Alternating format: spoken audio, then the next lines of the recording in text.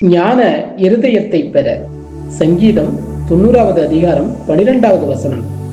நாங்கள் ஞான இருதயம் உள்ளவர்களாகும்படி எங்கள் நாட்களை என்னும் அறிவை எங்களுக்கு போதித்தருளும்.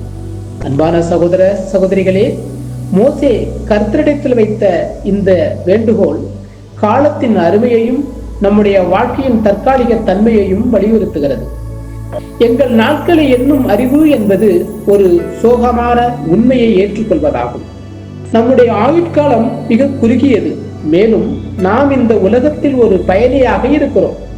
இந்த சிந்தனை இந்த உலகத்தின் செல்வங்கள், ஆசைகள் அல்லது சண்டைகளுக்கு பின்னால் ஓடுவதில் நம்முடைய குறுகிய காலத்தையும் சக்தியையும் வீணாக்க கூடாது என்ற உணர்வை நமக்கு தர வேண்டும்.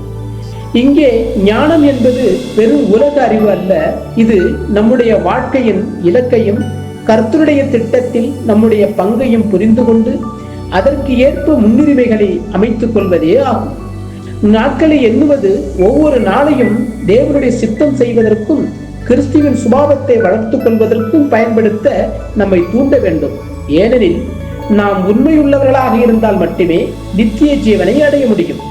இந்த அறிவை பெறுவது நம்முடைய சொந்த முயற்சியால் அல்ல, மாறாக நாம் அவருடைய திட்டத்தை, விசேஷமாக கிறிஸ்துவின் ராஜ்யத்தின் நம்பிக்கையை புரிந்து கொள்ள அவரிடமிருந்து உதவி கேட்க வேண்டும்.